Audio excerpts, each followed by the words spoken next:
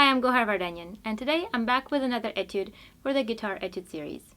Today we have a small little etude from Julio Sagreras. This is his Book 4, Lesson 10.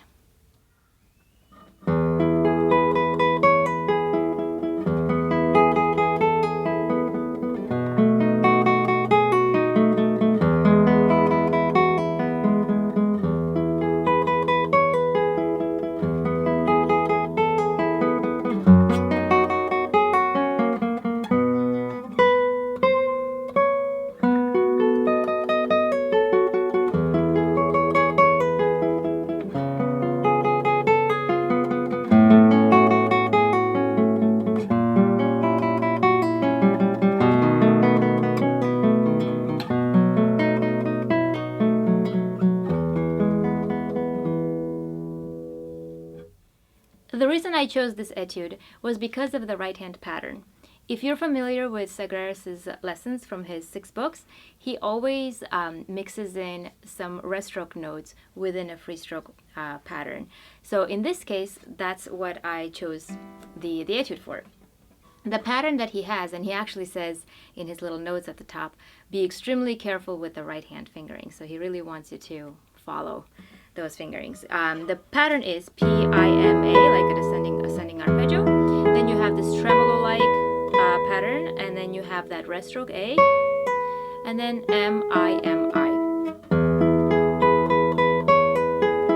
Now, what makes this difficult is that putting it that rest stroke on the first string without having it sound something like this.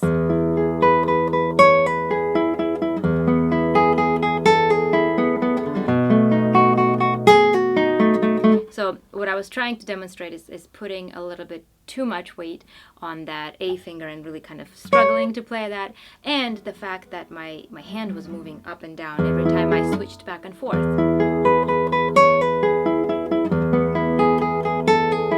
Now, if you have a little bit of movement when you're switching between free stroke and rest stroke, it's fine. It's really hard to do it without absolutely zero movement, especially if when you're looking at the side camera. There's going to be some kind of accommodation, but it's minimal. You don't want to find yourself doing like moving your hand back to do the rest stroke. That means that the hand position that you have isn't really ultimately set up well to be able to do rest stroke and free stroke. So try to find a middle ground where you could easily do free stroke and rest stroke with the A without too much back and forth. Definitely like nothing too different. Just a small accommodation of maybe raising your hand just enough space to give the A finger enough room to play rest stroke. Now, if I ask you to play just an arpeggio, like up and down, and put rest stroke at the top, it's going to be easier. It's not going to be as easy as playing everything free stroke, but it's going to be easier than this particular pattern, because when you're doing this, each finger is designated to a string. You can sort of like find that middle ground where you can play free stroke on these 2 strings and then comfortable rest stroke on the A finger, and it's fine. Now, in this case, your index finger is going to creep into the A finger's land there. So because you have to do that tremolo-like thing on the first string. So when you're playing this, you have to reach that first string with your index finger. And if you accommodate too much and go down there with the index finger like you would if I were just to play a lot of notes on the first string, I would probably just move my hand down a little bit, make it comfortable, and play all on the first string. In this case, if I do that, if I do this, there's no coming back from this with the rest stroke on the A without this huge movement back. So you have to again find that middle ground where you can play the free stroke on the first string with the shortest index finger here, and still do rest stroke on the A. So you end up having free stroke, rest stroke, free stroke, rest stroke, and that needs to have the most minimal change in the right hand. There's going to be some, obviously, because you're approaching a free stroke a little bit from underneath with the short finger that's really positioned for the 3rd string, and then you have to do this rest stroke that needs to have some space to be able to clear the string. So, but the less movement you have, the smoother it will sound in the music. If you have and this applies to both hands. If you have jerky motions happening with your hands, if I just closed my eyes and I listened to it, it would sound abrupt and short and maybe cut off and apart. But if your movements are graceful and they're not like very fast and jerky, then the music is going to sound that way. So it's not really an aesthetic reason.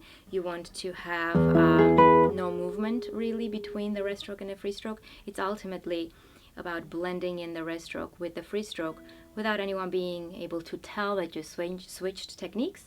But musically, you are able to put more weight into it, maybe change the color or whatever reason you're using a rest stroke there for. You could totally play this etude all free stroke. It would be much easier. And you could just put the emphasis with the free stroke. But since we're working on a technique here, I'm going to stick with the fingering suggested.